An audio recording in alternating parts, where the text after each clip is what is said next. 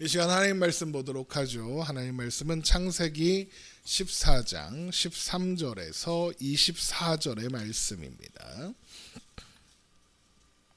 창세기 14장 13절에서 24절 말씀.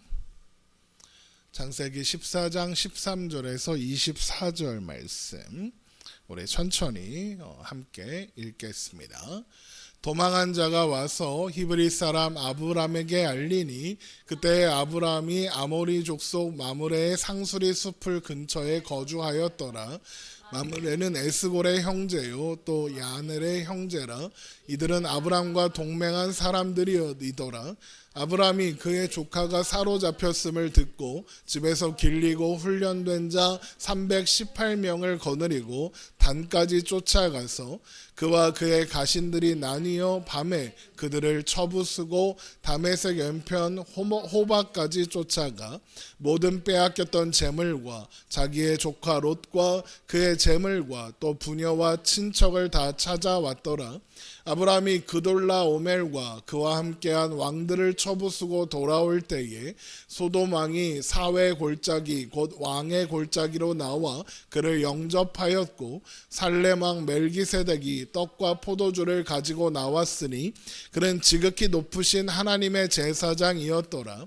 그가 아브라함에게 축복하여 이르되 천지의 주제이시오 지극히 높으신 하나님이요 아브라함에게 복을 주옵소서. 너희 대적을 내 손에 붙이신 지극히 높으신 하나님을 찬송할지로다 하매 아브라함이 그 얻은 것에서 10분의 1을 멜기세덱에게 주었더라. 소돔 왕이 아브라함에게 이르되 사람은 내게 보내고 물품은 내가 가지라. 아브라함이 소돔 왕에게 이르되 천지의 주제이시오 지극히 높으신 하나님 여호와께 내가 손을 들어 맹세하노니 내 말이 내가 아브라함으로 치부하게 하였다 할까 하여 내게 속한 것은 실 한 오락이나 들매끈 한 가닥도 내가 가지지 아니하리라. 오직 젊은이들이 먹은 것과 나와 동행한 아넬과 에스골과 마므레의 분깃을 제할지니 그들이 그 분깃을 가질 것이니라. 아멘. 아브람과 롯은 헤어졌습니다. 그러자 하나님은 아브라함에게 약속을 다시 한번 확인하게 하사 그에게 하신 약속을 반드시 이루겠다 확증해 주셨습니다.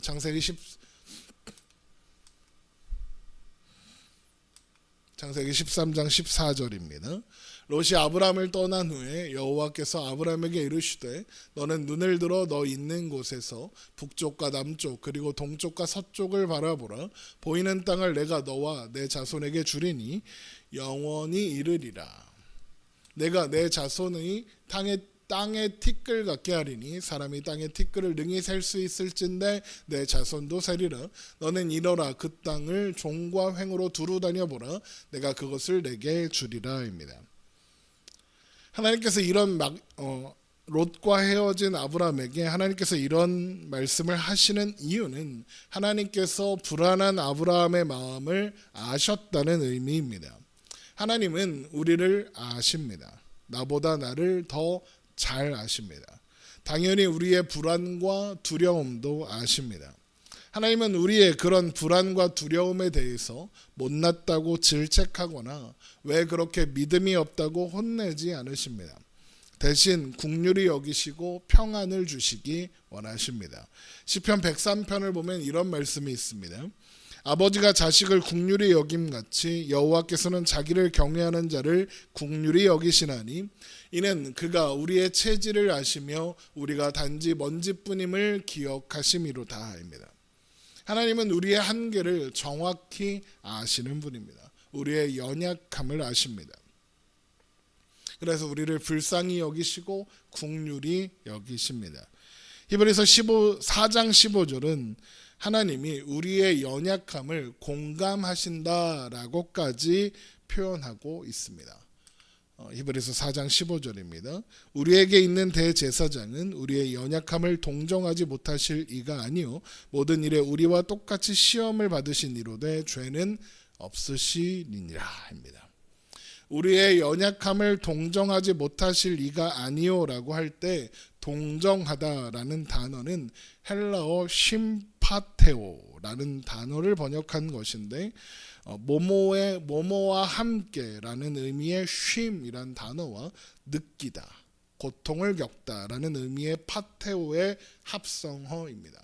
합치면 어떻게 됩니까? 함께 느끼다, 함께 고통을 겪다, 우리말로 공감하다가 되는 겁니다.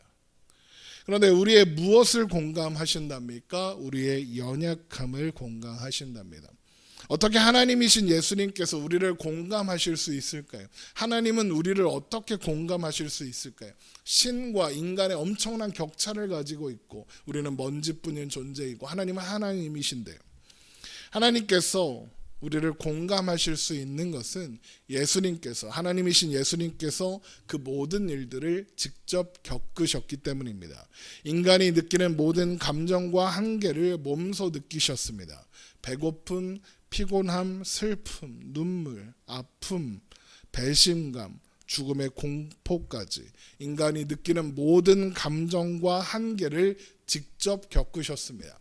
그래서 히브리서 4장 15절에 모든 일에 우리와 똑같이 시험을 받으신 이다라고 표현하는 겁니다. 그래서 우리 주님 예수 그리스도는 인간이 느끼는 모든 감정과 한계를 공감하십니다. 이해하십니다. 또한 하나님 아버지께서도 공감하실 수밖에 없습니다. 왜냐? 성부와 성자는 하나, 삼위일체 하나님이시니까요. 모든 뜻과 생각과 마음을, 감정을 공유하신다는 의미입니다. 그래서 우리가 하나님 너무 힘들고 불안합니다 라고 말할 때 하나님은 왜 너는 그렇게 믿음이 없니? 라고 혼내거나 다그치는 대신에 나도 그 마음이 무언지 안다, 나도 겪어보았다 라고 말씀하실 수 있는 겁니다. 그래서 히브리서 4장 16절이 이렇게 이어집니다. 그러므로 우리는 국률하심을 받고 때를 따라 돕는 은혜를 얻기 위하여 은혜의 보좌 앞에 담대히 나아갈 것이니라. 우리는 그런 하나님의 공감하심에 기대요, 그런 하나님의 국률하심에 기대요 하나님 앞에 나아갈 수 있다라는 겁니다. 하나님께서 우리의 모든 불안과 두려움을 아시고 위로하실 것을, 격려하실 것을, 그래서 다시 일어나 걸어갈 수 있게 하실 것을 믿고 하나님 앞으로 나아갈 수 있는 겁니다. 아브라함에게 하나님 그렇게 하셨던 것처럼 우리에게도 그러하실 겁니다. 그래서 이런 하나님의 위로와 격려 덕분에 롯과의 이별로 인해 잠시 불안했던 아브라함도 마음을 추스르고 헤브론에 있는 마물의 상수리 숲으로 가서 평화롭게 살 수 있었던 겁니다. 그런데 롯이 2주에간 요단 지역의 정세가 빠르게 변하고 있었으니 오늘날 사해, 염해라고도 하고 그 주변의 5나라 소돔과 고모라, 아드마, 스모임, 소알의 왕들이 12년 동안 섬기던 서쪽의 패권자 엘람의 그돌라오멜 왕에게 반기를 드는 사건이 일어나게 되는 겁니다.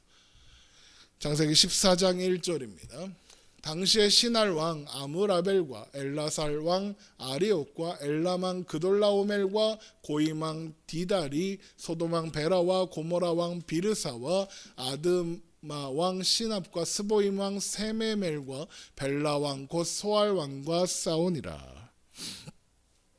전쟁이 일어났다는 겁니다.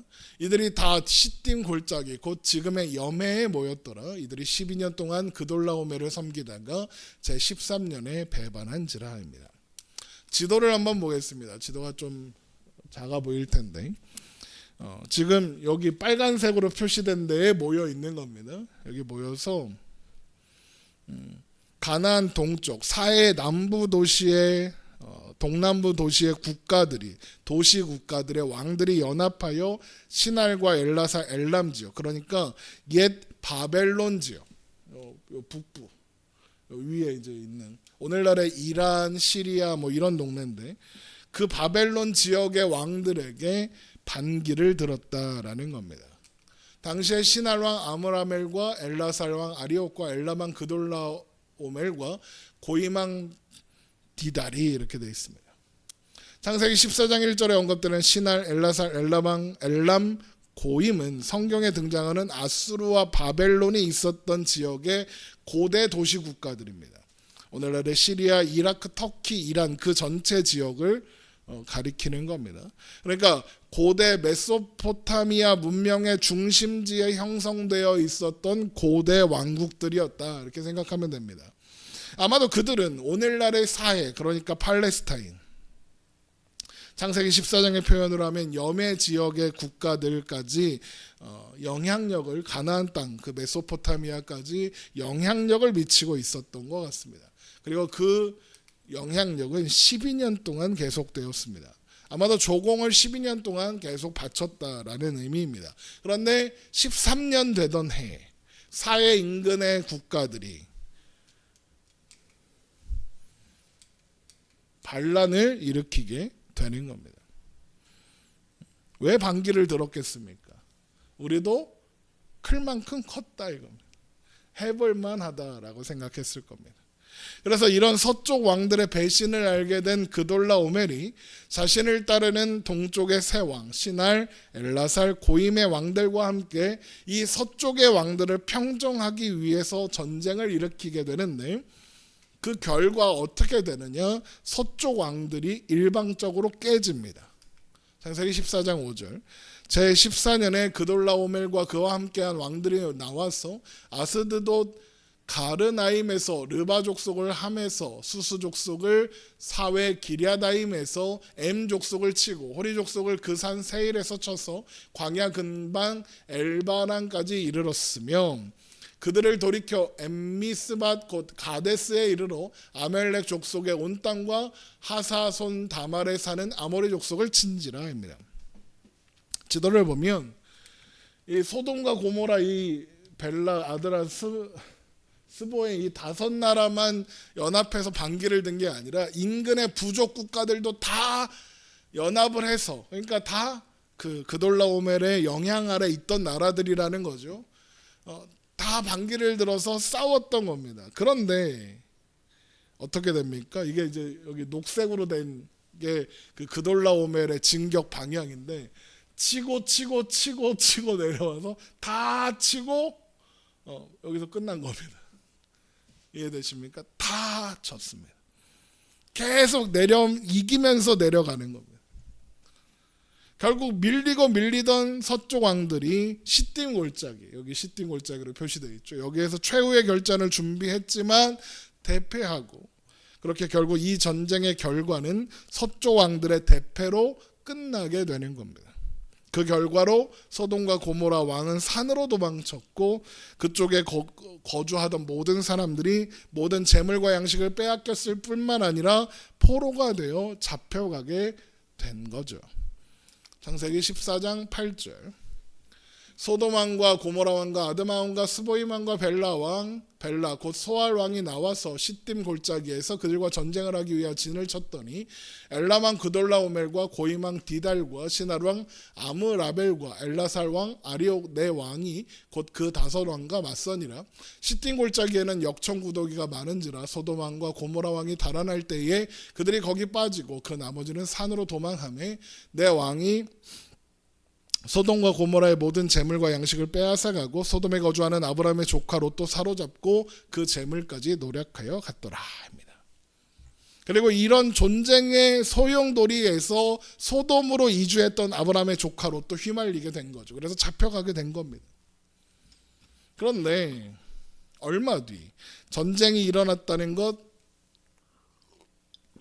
그리고 조카 롯이 포로가 되어 잡혀갔다는 소식이 아브라함에게도 전해지게 되는 겁니다.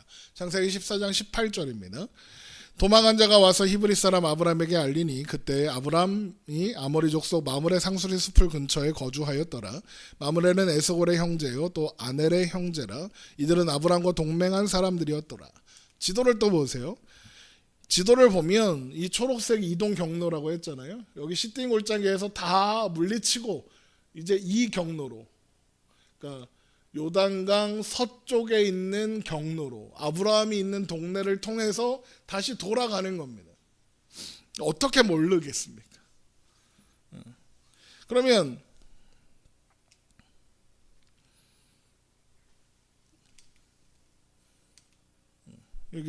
여기 마므레 상수리를 지나가잖아요. 살고 있던 데는. 게다가 동쪽 왕들이 그냥 갔겠습니까? 포로들과 전리품들을 대대적으로 홍보하면서 갔을 겁니다. 왜요? 너희들도 까불면 이렇게 된다. 개기지 말고 조공 잘 바쳐라 이거죠. 내 지배에서 벗어나려고 하지 말아라 이런 겁니다.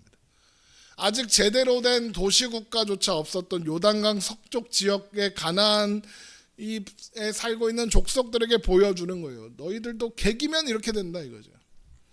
그러면 아브라함도 어떻게 해야 합니까? 이렇게 보고 눈치 보고 있다가 피해야 합니다. 배가 고파서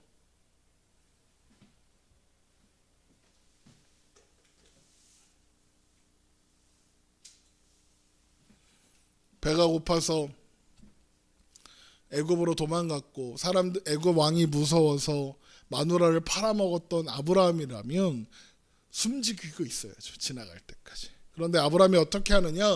롯이 잡혀갔으니까 구하러 가야겠다라고 하는 겁니다. 창세기 14장 14절입니다. 아브라함이 그의 조카가 사로잡혔음을 듣고 집에서 길리고 훈련된 자 318명을 거느리고 단까지 쫓아가서 이때 아브라함이 이끌고 간 부대가 집에서 훈련된 자 318명이었답니다. 아브라함의 명령하면 바로 움직일 수 있는 가신이 318명이었다라는 뜻입니다. 그러니까 아브라함의 세력도 꽤 커져 있었구나라고 볼 수 있는 거죠. 물론 아브라함 주변의 부족들에 비해서는 뭐 엄청 크고 그런 것까지는 아니었을 겁니다. 부족 단위가 1000단위도 넘는 그런 부족들이 있었다고 하니까요. 그래도 꽤 많은 가솔들을 이끌고 있는 겁니다. 그렇게 출정한 아브라함과 그의 가신들은 밤에 동쪽 왕들의 군대를 기습했는데 그들을 격파했을 뿐만 아니라 롯과 그의 가족들은 물론이고 그 외에 붙잡혀가던 소돔과 고모라 사람들과 그들이 빼앗겼던 모든 재물도 되찾습니다.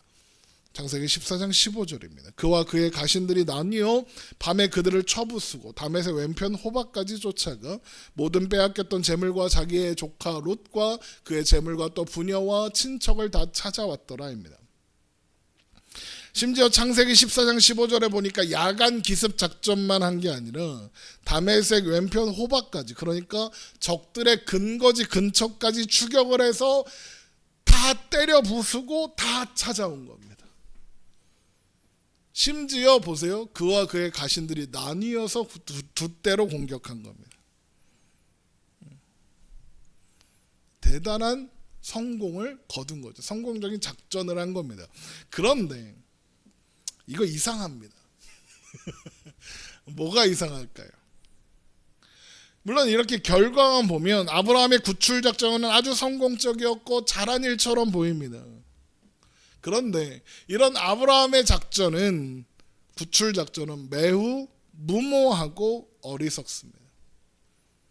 아무리 가신 318명을 집에서 잘 훈련시켰다 하더라도 상대는 내 나라의 정규 군대 연합군입니다.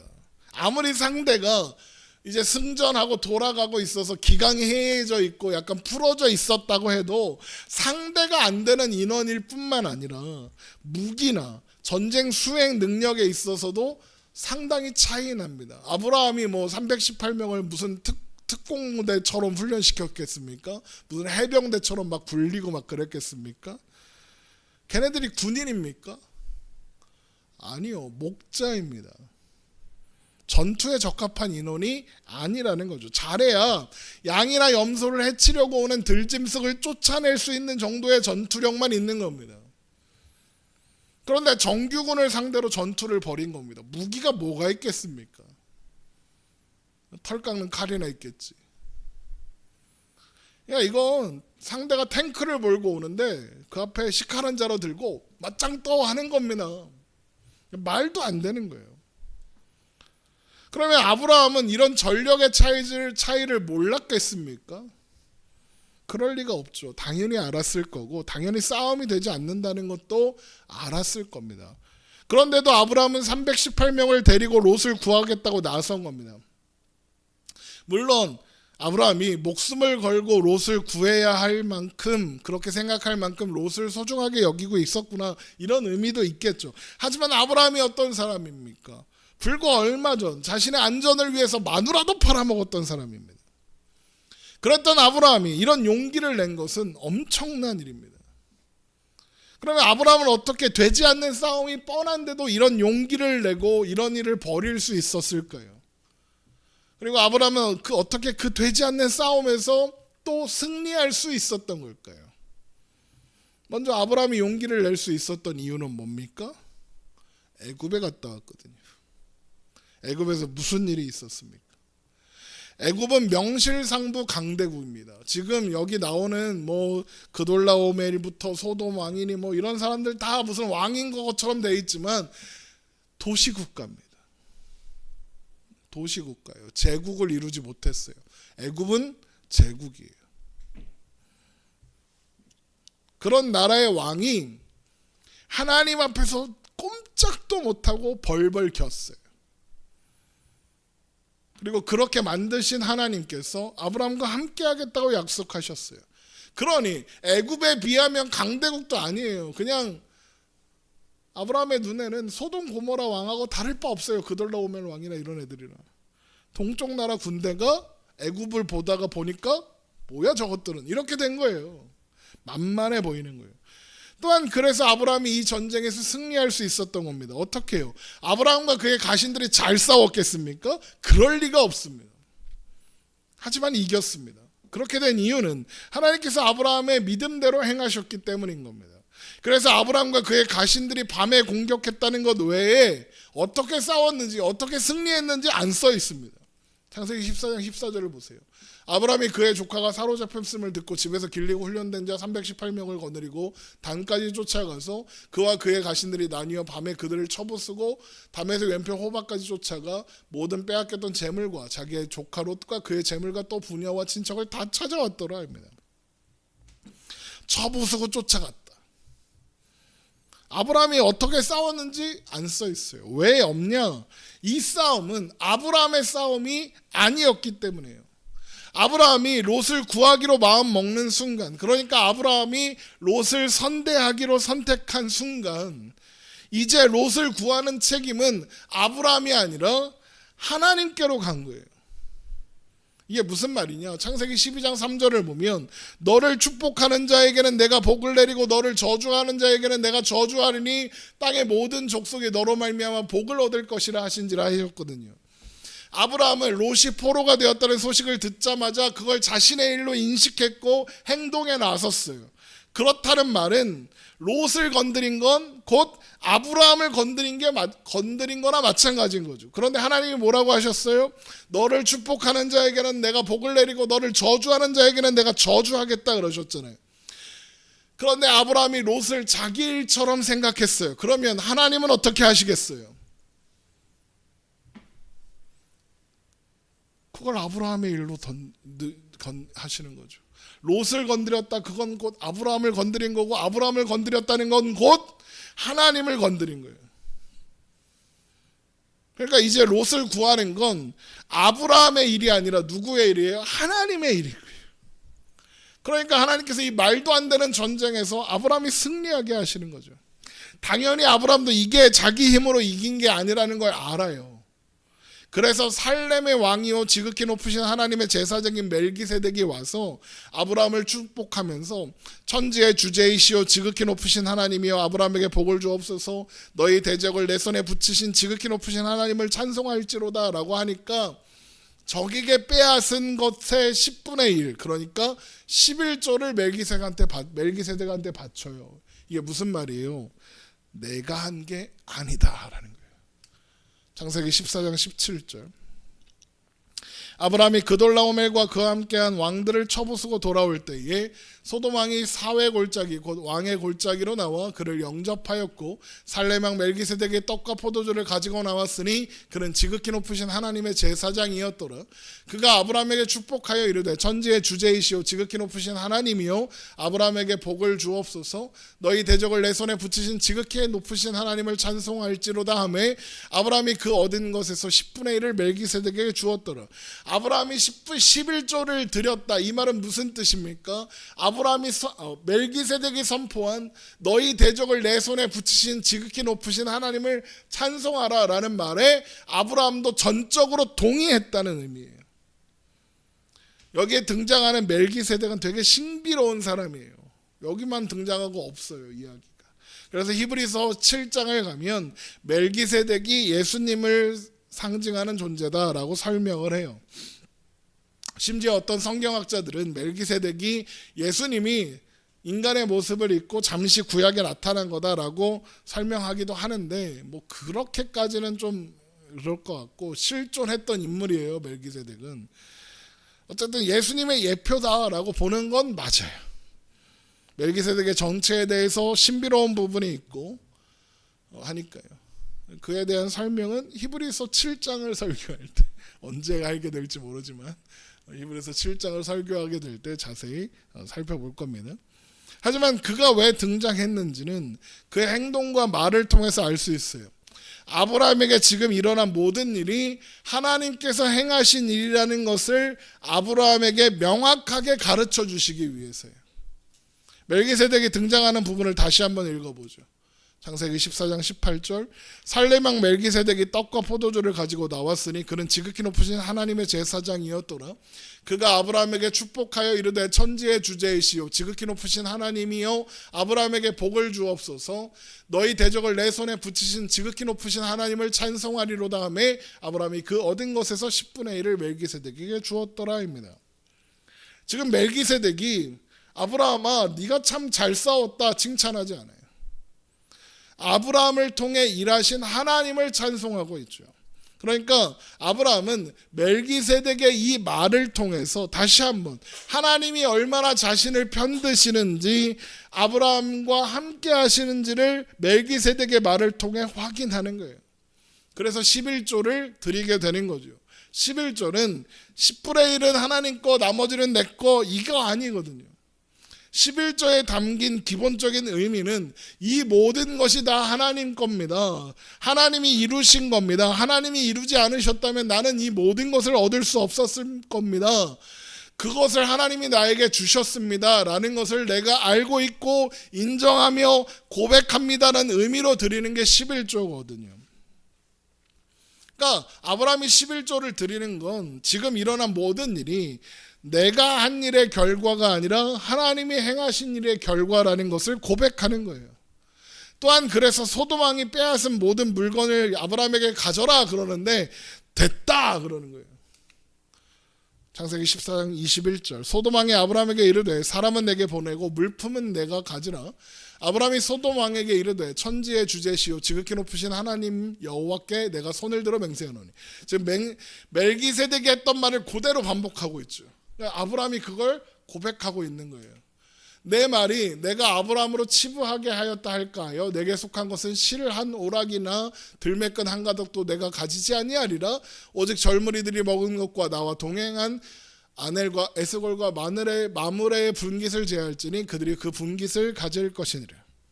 아브라함이 하나님의 이름으로 맹세하면서 하나도 취하지 않겠다 그러면서 뭐라고 해요? 네 말이 네가 아브라함으로 치부하게 하였다 할까 한대요. 이 말은 사람이 가진 걸로, 사람이 주는 걸로 부자가 될 생각이 없다 그래요. 사람의 칭찬과 공로에 의지하지 않겠다. 나는 하나님만 의지하겠다. 하나님이 내 편이다. 네가 내 편일 필요는 없다 그러는 거예요. 왜요? 멜기세덱의 선포를 통해서 다시 한번 확인했거든요. 아브라함은 하나님이 주시는 복으로 사는 거구나 라는 걸 확인했단 말이에요. 창세기 14장 19절 다시 한번 읽어볼게요. 그가 아브라함에게 축복하여 이르되 천지의 주제이시오 지극히 높으신 하나님이요 아브라함에게 복을 주옵소서. 너희 대적을 내 손에 붙이신 지극히 높으신 하나님을 찬송할지로다 하며 아브라함이 그 얻은 것에서 10분의 1을 멜기세덱에게 주었더라. 아브라함에게 복을 주시는 분은 하나님이시고 하나님 안에서 하나님이 주시는 복으로 사는 것이 가장 행복한 일이라는 거 아브라함이 그렇게 배우고 있는 거예요. 그러니까 소돔 왕이 주는 전리품 필요 없다 그러는 거예요. 왜? 아브라함이 일련의 사건들을 통해서 확인하고 또 확인했거든요. 나는 아브라함은 사람이 주는 것으로 사는 것이 아니라 하나님이 주시는 것으로 사는 것이다 라는 걸 확인하고 또 확인한 거예요. 결국 아브라함의 승리는 전쟁에서 이겼기 때문이 아니라 하나님이 아브라함의 하나님이 되시는 순간 그는 승리할 수밖에 없었다라는 것을 보여주는 거예요. 그리고 그에게 일어나는 모든 일 속에서 하나님은 아브라함에게 일어나는 일들 중에 모르는 일이거나 하나님이 개입하지 않거나 하나님이 편들지 않는 일은 없다라는 것을 보여주는 거예요. 그리고 여러분, 이게 중요합니다. 뭐가 중요하냐? 우리들 또한 믿음으로 말미암아 아브라함의 후손된 우리들 또한 바로 그 자리에 있다는 거예요. 우리 모두는 예수 그리스도로 말미암아 이미 승리자고, 우리의 삶 그 어떤 순간에도 하나님은 우리를 모르는 일이나 개입하지 않는 일이나 편들지 않는 일이 없다는 거예요. 그 어떤 순간에도 하나님은 우리 하나님이세요. 예수 안에서 우리는 하나님을 아버지라 부르고 모든 우리의 하나님이라고 불러요. 법과 책임이 요구되는 그런 관계가 아니라 사랑과 은혜와 하나님의 인도와 보호와 복주심의 능력이라는 질서와 원리와 약속 안에 들어와 있는 법으로서가 아니라 긍휼히 여기심과 은혜로 말미암아 하나님의 자녀가 된 존귀한 자들, 그게 우리라는 거예요. 이것이 우리에게 우리가 승리자라는 것을 알게 하고, 또한 세상의 눈으로 볼 때 어려움과 실패와 고난들이 우리에게는 손해가 아니고 실패가 아니고라는 걸 알게 하는 거예요. 그렇게 우리의 믿음을 세워가는 겁니다. 우리는 바로 그런 자리로 부름받고 있는 거예요. 그래서 아브라함의 승리가 당연히 우리의 승리이기도 합니다. 누가 봐도 그 싸움은 아브라함의 힘으로 치른 전쟁이 아니었어요. 아브라함은 그 싸움에서 아무것도 아니었습니다. 하지만 승리했죠. 잊지 마십시오. 우리는 약하고 보잘것없습니다. 하나님도 아십니다. 우리가 먼지와 같은 존재라는 건 아십니다. 그러나 그렇다고 우리는 하나님이 덜 사랑하시거나 잠깐 외면하시거나 그럴 수 있는 그런 존재가 아닙니다. 하나님은 여러분 하나가 존재해서라도, 여러분 하나만을 위해서라도 기꺼이 그 아들을 보내셨을 하나님 아버지이시고, 여러분을 잊지 아니하시되 젖먹는 아이를 혹 잊는 어미가 있을지라도 우리 하나님은 절대 잊지 않으신다고 약속하신 신실하신 우리 아버지이십니다. 때로 우리의 삶이, 우리의 현실이 고단하고 힘들고 도대체 언제 승리가 있는가 의심하고 두렵고 불안할 때가 있습니다. 그러나 여전히 하나님이 우리 아버지이신 것과 우리를 위해 그 아들을 보내신 그 큰 증거를 가지고 담대함으로 하나님 앞에 서십시오. 그래서 여전히 나와 함께 하시는 하나님, 그리고 결국에는 이기게 하실 바라보는 우리가 되기를 소망합니다. 우리가 아니라 예수 그리스도 그분께서, 하나님께서 우리를 믿음 안에 살게 하실 겁니다. 예수 그리스도 그분께서 우리를 승리하게 하십니다. 그렇게 우리는 매일매일 은혜 안에 살아가고 있는 겁니다. 하나님 안에서 하나님이 주시는 복으로 사는 것, 그것이 우리가 행복할 수 있는 유일한 방법이다라는 겁니다. 여러분, 이 사실을 기억하십시오. 우리는 은혜로 삽니다. 하나님과 함께 동행하며 삽니다. 하나님은 어느 순간에도 우리를 놓치시거나 잊으시거나 신경 쓰지 않거나 하시는 순간이 단 한순간도 없습니다. 여러분, 이 사실을 기억하며 여전히 나와 함께 하시고 언제나 나와 함께 하시는, 그래서 결국에는 우리의 삶에 승리를 허락하실 그 하나님을 바라보며 오늘도 믿음으로 살아가는 저와 여러분 되시기를 주님의 이름으로 축원합니다.